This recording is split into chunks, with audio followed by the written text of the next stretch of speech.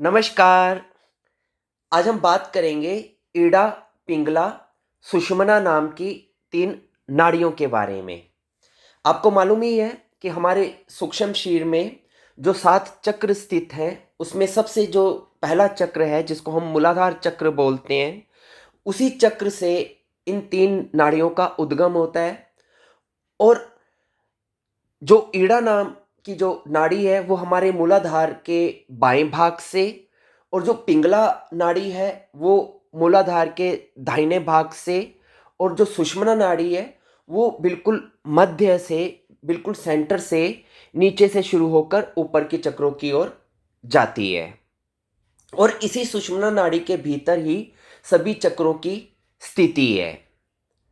और सुषुम्ना जो कि सबसे विशेष नाड़ी है, अगर हम इसको लिटरली इसको संधि विच्छेद करें तो इसका अर्थ होता है सुख मना, यानी कि ऐसा मन जो सुखी है, ए जॉयफुल माइंड।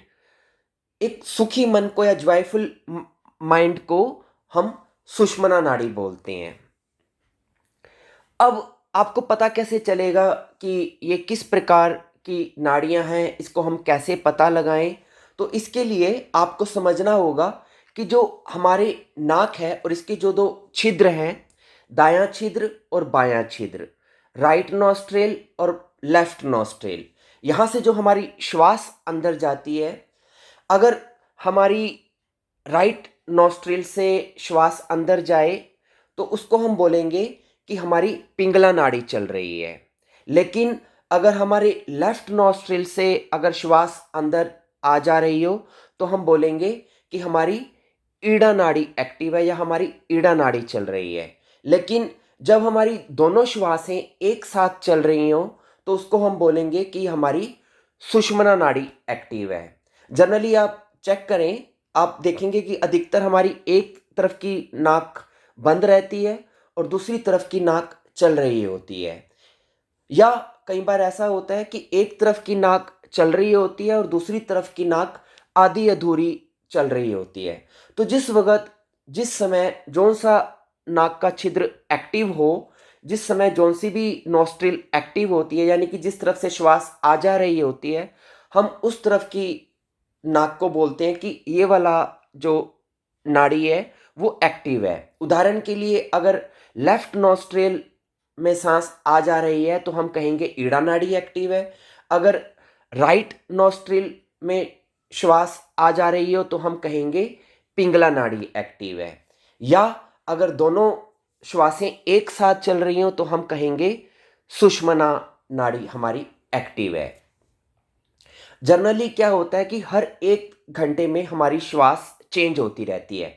1 घंटा ईड़ा नाड़ी चलती है और 1 घंटा पिंगला नाड़ी चलती है, और हर 1 घंटे में हमारी ये श्वास चेंज होती रहती है।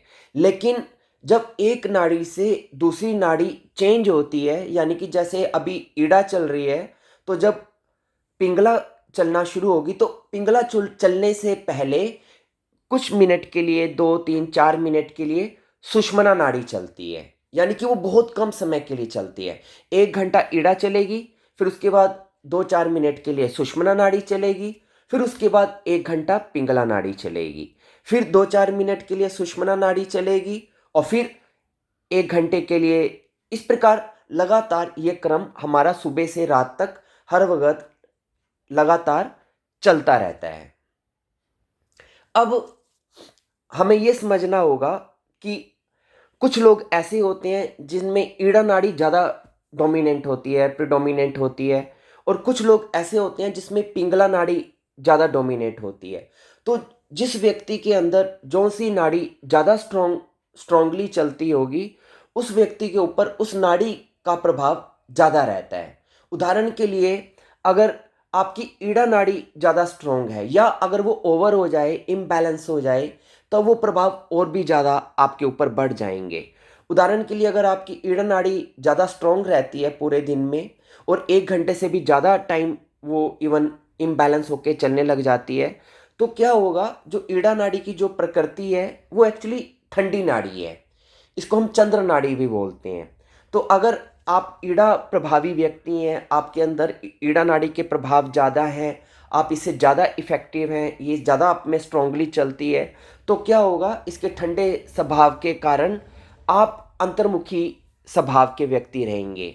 आपकी मानसिक शक्तियाँ ज़्यादा स्ट्रांग रहेंगी, क्योंकि जो ईड़ा नाड़ी है वो हमारी मेंटल एबिलिटीज़ को रिप्रेजेंट करती है, हमारी मानसिक शक्तियों को रिप्रेजेंट करती है। तो आप ऐसे व्यक्ति होंगे जिसमें मानसिक बल ज़्यादा होगा, जो दिमाग से जुड़े हुए काम, लेखन, पढ़न वगैरह जो है, इस तरह के काम आप करना ज़्यादा पसंद करेंगे बजाय फिजिकल वर्क करने के।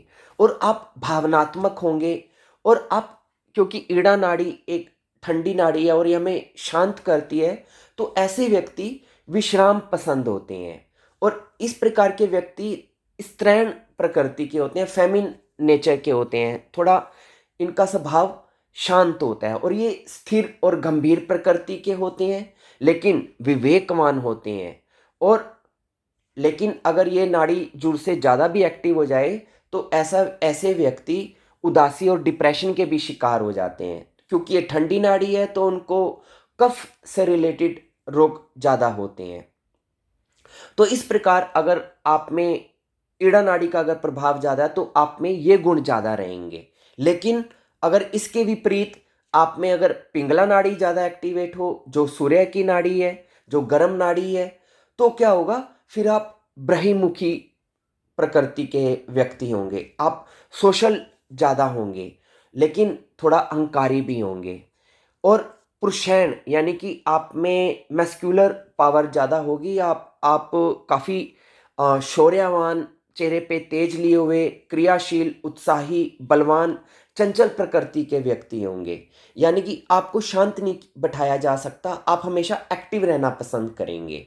तो पिंगला नाड़ी की खासियत क्या है कि यह व्यक्ति को एक्टिव करती है, और ईड़ा नाड़ी की खासियत क्या है कि वो व्यक्ति को शांत करती है। तो दो ही तरह के व्यक्ति होते हैं, इंट्रोवर्ट और आउट्रोवर्ट। तो आप या तो अंतर्मुखी होंगे या बहिर्मुखी होंगे। अगर अंतर्मुखी होंगे तो आप ईड़ा नाड़ी वाले व्यक्ति हैं, और अगर बहिर्मुखी होंगे तो आप पिंगला नाड़ी से प्रभावित व्यक्ति हैं। अगर आप ईड़ा नाड़ी से प्रभावित व्यक्ति होंगे तो आप में स्त्रियों वाले गुण ज़्यादा होंगे, चाहे आप पुरुष भी हों। लेकिन अगर आप पिंगला नाड़ी से प्रभावित व्यक्ति हैं तो आप में पुरुषों वाले गुण ज़्यादा होंगे, चाहे आप स्त्री भी क्यों ना हो। तो ये ईड़ा और पिंगला का मैंने मोटा मोटा आपको उसकी जो विशेषताएं हैं वो आपको बताई। अब सुषमना, लेकिन क्या होता है कि जब तक हमारी ईड़ा और ज़्यादातर तो हमारी यही नाड़ी चलती है, सुषमना तो बहुत कम चलती है। लेकिन अगर आपकी ईड़ा नाड़ी और पिंगला नाड़ी, ये दोनों एक तरह का असंतुलन है, ये एक द्वैत है, यानी कि आप ड्यूलिटी में हैं, कभी इस तरफ तो कभी उस तरफ, घड़ी के पेंडुलम की तरह आप दोनों स्थितियों में डोलते रहेंगे। कभी आप इंट्रोवर्ट हो जाएंगे, कभी आउटरवर्ट हो जाएंगे, कभी आप शांत हो जाएंगे, कभी एक्टिव हो जाएंगे, कभी दिन कभी रात, ये चलता रहेगा जब तक हम ईड़ा और पिंगला नाड़ी के चक्कर में फंसे रहते हैं। लेकिन जब ये दोनों नाड़ियाँ बैलेंस होनी शुरू हो जाती हैं, इक्वल होनी शुरू हो जाती हैं, तो सुषुम्ना ज़्यादा से ज़्यादा जागृत होनी शुरू हो जाती है। सारे योग शास्त्र का ध्येय ही यही है कि आपकी ईड़ा और पिंगला दोनों नाड़ियों को बैलेंस किया जाए। तो जैसे जैसे आपकी ईड़ा और पिंगला दोनों नाड़ियाँ बैलेंस होनी शुरू हो जाएंगी, संतुलित होनी शुरू हो जाएंगी, तो उसी मात्रा में आपकी सुषुम्ना नाड़ी एक्टिव होनी शुरू हो जाएगी। जो अभी 2-4 मिनट के लिए आपकी सुषुम्ना एक्टिव होती है, वो उसका टाइम फ्रेम बढ़ना शुरू हो जाएगा। और जैसे जैसे आपकी सुषुम्ना नाड़ी जागृत होनी शुरू हो जाएगी, तो आप में एक संतुलन आना शुरू हो जाएगा, आप बैलेंस होना शुरू हो जाएंगे। और जब आपकी ईड़ा और पिंगला दोनों के असंतुलन खत्म होकर जब संतुलन आना शुरू होता है, तो आपके अंदर अध्यात्म के प्रति रुचि बढ़नी शुरू हो जाती है, और आपके अंदर एक प्रकार की स्थिरता, जो आध्यात्मिक स्थिरता होती है, जब व्यक्ति इच्छाओं के पीछे दौड़ना भागना बंद कर देता है और शांत होना शुरू हो जाता है, वो स्थिति आनी शुरू हो जाती है, यानी कि व्यक्ति बैलेंस होना शुरू हो जाता है। और जब हम वैसे भी जनरल लाइफ में भी जब हमारी ईड़ा या पिंगला नाड़ी चल रही होती है, तो हम एक तरह के तनाव में ही होते हैं। लेकिन जब सुषुम्ना नाड़ी चल रही होती है, तो हम थोड़ा स्थिर रहते हैं। इसलिए कहा गया है कि जब भी आप ध्यान में बैठें तो चेक करें आपकी कौन सी नाड़ी चल रही है। अगर आपकी ईड़ा नाड़ी चल रही है तो उस वक्त आप ध्यान में बैठेंगे तो आपको विचार बहुत तंग करेंगे, क्योंकि ईड़ा मानसिक पक्ष को हमारे रिप्रेजेंट करती है। लेकिन जिस वक्त आप ध्यान में बैठेंगे, अगर उस वक्त आपकी पिंगला नाड़ी अगर चल रही हुई जो हमारी फिजिकल बॉडी को रिप्रेजेंट करती है, तो आपका शरीर आपको तंग करता रहेगा, आप स्थिर नहीं हो पाएंगे, क्योंकि उस वक्त आप में एनर्जी वाली गर्म वाली नाड़ी एक्टिवेट है। लेकिन जिस वक्त आप ध्यान में बैठें उस वक्त अगर आपकी सुषुम्ना नाड़ी अगर चल रही हो, यानी कि श्वास दोनों नथुनों से खुल के आ जा रही हो, तो अगर आप ध्यान में बैठते हैं तो आप ध्यान में बहुत गहरे जाएंगे, क्योंकि ये प्रमोट करती है मेडिटेशन को, ये नाड़ी सपोर्ट करती है।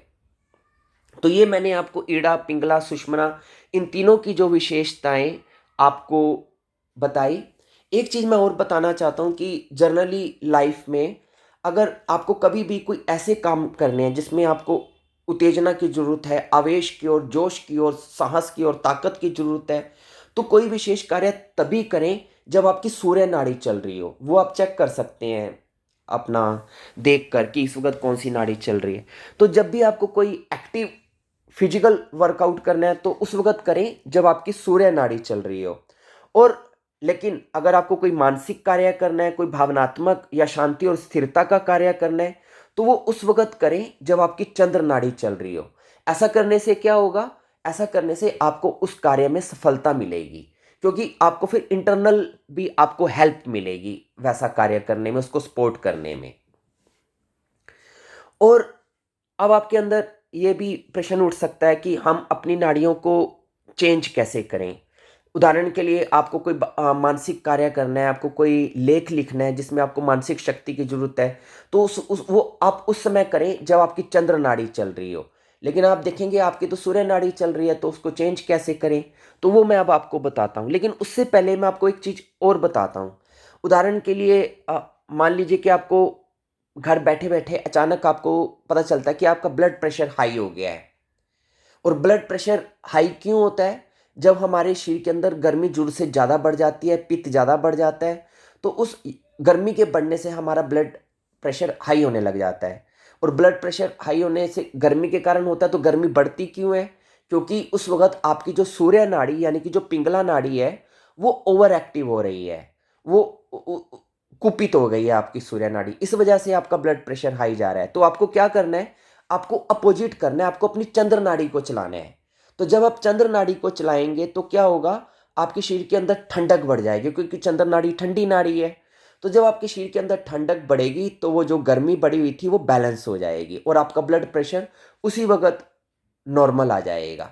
लेकिन करेंगे कैसे? आपने क्या करना है, जैसे ही आपको पता चले कि आपका ब्लड प्रेशर बढ़ गया है, तो आप दाईं करवट लेट जाएं और 5, 7, 10 मिनट दाईं करवट लेटे रहें। ऐसा करने से क्या होगा, जब आप दाईं करवट लेटेंगे तो आपकी जो बाईं नाड़ी है वो ऊपर की तरफ आ जाएगी, और यानी कि जो नीचे की नाड़ी है दाईं नाड़ी वो दब जाएगी। और नीचे की नाड़ी दाईं नाड़ी नाड़ी कौन सी है? गर्म वाली सूर्य नाड़ी। तो 1 मिनट बाद ही आप देखेंगे जब आप करवट लेट जाएंगे कि आपकी जो ऊपर वाली नाड़ी यानी कि जो लेफ्ट नोस्ट्रिल है, चंद्र नाड़ी, ठंडी नाड़ी, वो खुल गई है और नीचे वाली गर्म नाड़ी बंद हो गई है। तो जब ठंडी नाड़ी चल जाएगी तो आपका फिर ब्लड प्रेशर नॉर्मल आ जाएगा, बॉडी की गर्मी रिलीज हो जाएगी। तो आपको अगर अपना स्वर चेंज करना है तो आप करवट लेट के कर सकते हैं। जौन सी भी नाड़ी आपको चलानी है वो वाली नाड़ी आप ऊपर की ओर रख के करवट लेट जाएं, तो वही नाड़ी 1 मिनट के बाद चलनी शुरू हो जाएगी। ये सबसे सरल तरीका है।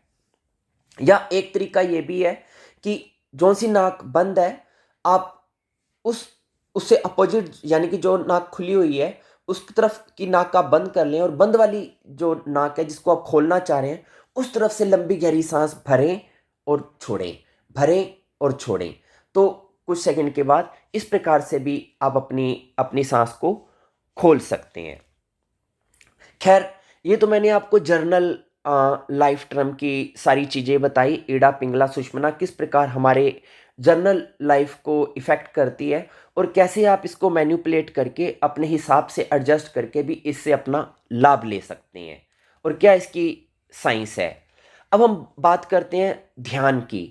अगर जैसे कि मैंने पहले आपको बताया कि जितनी ज़्यादा आपकी सुषुम्ना नाड़ी चलेगी, उतना ज़्यादा आप ध्यान में गहरे जाएँगे। आप नोट करना, जब आप ध्यान में सीटिंग में बैठते हैं और जब आपको ध्यान का बहुत आनंदित पल आ रहा हो, जब आपको बहुत आनंद आ रहा होगा, उस वक़्त आप चेक करना, आपकी दोनों साँस चल रही होंगी, आपकी सुषुम्ना चल रही होगी।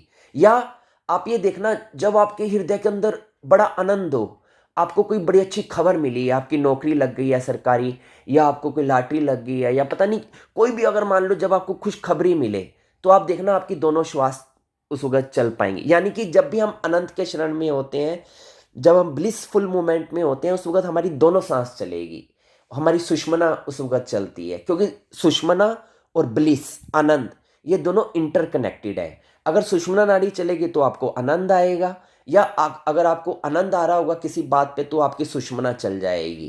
काम भावना, काम कृत्य में भी यही होता है। जब आप सेक्सुअल एक्ट में डीप जाते हैं, उस वक़्त भी आप देखना आपकी सुषुम्ना नाड़ी, यानी कि दोनों श्वास आपकी चल रही होती है। इसी कारण से आपको काम क्रिया में भी आनंद आता है, क्योंकि आपकी सुषुम्ना नाड़ी चल रही होती है। तो सुषुम्ना नाड़ी, और समाधि में भी यही होता है। जब हम गहरी समाधि में चले जाते हैं, गहरे ध्यान में चले जाते हैं, उस वक़्त भी हमारी सुषुम्ना नाड़ी चल रही होती है। तो योग के अंदर तो ये प्राथमिकता है कि जितनी आपकी सुषुम्ना चलती चली जाएगी ज़्यादा से ज़्यादा देर तक, उतना आप अध्यात्म के क्षेत्र में गहरे चलते चले जाएँगे। और जितने भी ऋषि मुनि, साधु संत, जो महान तपस्वी लोग होते हैं, उनकी सुषुम्ना नाड़ी उनकी डेली लाइफ में ज़्यादा से ध्यज़्यादा चल रही होती है। और कुछ तो ऐसे होते हैं जिनकी सुषुम्ना पूरी तरह से खुल चुकी होती है और वो सिद्ध हो चुके होते हैं। तो अध्यात्म में हमारा यही ध्येय है कि किस प्रकार हम अपनी सुषुम्ना नाड़ी को ज़्यादा से ज़्यादा संचालित करें। तो कैसे करें, वो अब प्रश्न है। सबसे पहले, सुषुम्ना नाड़ी हमारी बंद क्यों हो जाती है या हमारी कम क्यों चलती है? एक तो प्राकृतिक कारण ही है कि प्रकृति ने ही ऐसा सिस्टम बनाया है, लेकिन समाधि का मतलब है कि आप प्रकृति के भी बियॉन्ड जा रहे हैं। तो उसमें हमारी सुषुम्ना जो बंद हो जाती है, उसका मुख्य कारण होता है हमारे शरीर के अंदर इकट्ठी हो जाने वाली अशुद्धियाँ, इम्प्योरिटीज़। हमारे गलत खान-पान के कारण, हमारी गलत लाइफ़स्टाइल के कारण, पोल्यूशन के कारण, इन सभी चीज़ों के कारण हमारी नेगेटिव सोच के कारण हमारी शरीर के अंदर अशुद्धियाँ आ जाती हैं बहुत प्रकार की। उन अशुद्धियों के कारण ही हमारी सुषुम्ना ज़्यादा चल नहीं पाती है। तो पहला तो कारण है कि अशुद्धियों के कारण। तो उन अशुद्धियों को दूर करने के लिए आपको क्या करना चाहिए? आपको आयुर्वेदा में जाकर अपनी बॉडी का पंचकर्मा कराना चाहिए, ताकि शरीर पूरी तरह से शुद्ध हो सके। त्राटक का अभ्यास करना चाहिए, क्योंकि त्राटक करने से भी हमारे शरीर की शुद्धि होती है। और इसके अलावा कपालभाति, भस्त्रिका, अनुलोम-विलोम प्राणायाम का अभ्यास करना चाहिए। खासकर अनुलोम-विलोम का आपको अभ्यास करना चाहिए। इसको हम नाड़ी शुद्धि प्राणायाम भी बोलते हैं। तो जब आप नाड़ी शुद्धि प्राणायाम करेंगे, तो आपकी नाड़ियों की जो अशुद्धि है वो धीरे-धीरे दूर होनी शुरू होगी, जिससे कि आपका जो सुषुम्ना का जो आवागमन है वो ज़्यादा से ज़्यादा होना शुरू हो जाएगा। इसके अलावा उचित आहार लें, सात्विक आहार लें, इन सब चीज़ों का ध्यान रखें, तो आपकी सुषुम्ना ज़्यादा से ज़्यादा चलनी शुरू हो जाएगी। इसके अलावा मैं आपको एक अंत में एक ध्यान की विधि बताता हूँ। आप इस ध्यान की विधि को करेंगे, तो उससे भी आपका सुषुम्ना का जो स्वर है, आपके दिन में ज़्यादा से ज़्यादा चलना शुरू हो जाएगा। ख़ासकर जिस वक़्त आप ध्यान में बैठे हैं, उस वक़्त आपकी सुषुम्ना और तेज़ चलनी शुरू हो जाएगी। कैसे? सबसे पहले आप अपने रूम में अपना शांति के साथ कमर सीधी करके, गर्दन सीधी करके, आइज़ को बंद करके, दोनों हाथों को घुटनों पे रख के आराम से बैठ जाएँ और अपने आप को शांत करें। अपने शरीर को शांत करें, श्वास को शांत करें, विचारों को शांत करें। और जब आप 2-4 मिनट में स्थिर होकर बैठ जाएँ, तो अपना ध्यान अपने नासिकाग्र पर लेके आएँ और अब देखिए कि आपकी कौन-सी साँस चल रही है। उस वक़्त आपकी एक साँस बंद होगी जनरली और एक चल रही होगी।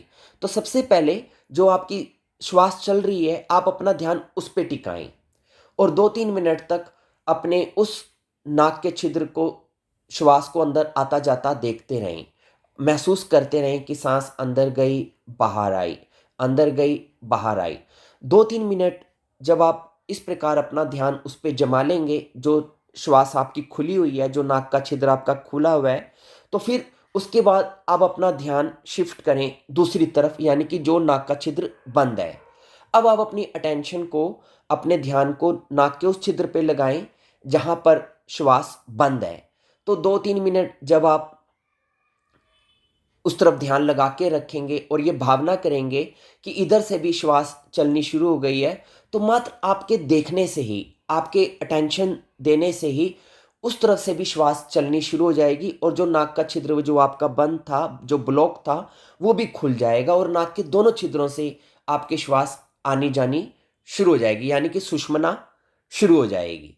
तो जब नाक के दोनों तरफ से श्वास आनी जानी शुरू हो जाए, खुल जाए, तब अब आप अपना ध्यान अब इसी प्रोसेस पे लगा के रखें कि आपकी श्वास अंदर गई और अंदर जाके पूरे नीचे फेफड़ों तक गई, कुछ सेकंड, आधा 1 सेकंड रुकी और फिर वो बाहर आ गई, फिर आधा 1 सेकंड रुकी, फिर श्वास अंदर गई, फिर आधा 1 सेकंड रुकी, फिर बाहर। इस प्रकार जो श्वास आपके लगातार अंदर बाहर आ जा रही है, उस पे अपना ध्यान टिका के रखें और लगातार इसी प्रकार अपने श्वास से अपनी स्मृति को जोड़ दें, यानी कि विपश्यना ध्यान में चले जाएं।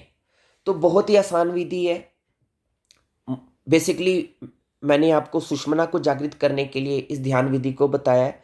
तो उसमें बस आपको इतना ही करना है कि जब आप ध्यान में बैठें तो शुरुआत में देख लें कि नाक की कौन सा छिद्र बंद है, तो उस तरफ भी थोड़ा सा ध्यान देंगे तो वो छिद्र खुल जाएगा और आपकी सुषुम्ना एक्टिवेट हो जाएगी। फिर आप उसके बाद अगर आप कोई अपना प्रिय ध्यान भी करना चाहते हैं, जो आपने पहले से सोच रखे, आप उस ध्यान विधि को भी कर सकते हैं। लेकिन कहने का मेरा तात्पर्य यह है कि ध्यान शुरू करने से पहले अपनी सुषुम्ना नाड़ी को जागृत कर लें ताकि आप ध्यान में गहरे जा पाएं। तो मुझे उम्मीद है आपको मेरी ये सारी बातें अच्छी तरह से समझ में आ गई होंगी। आप इसको फॉलो करें, आपको लाभ होगा। धन्यवाद।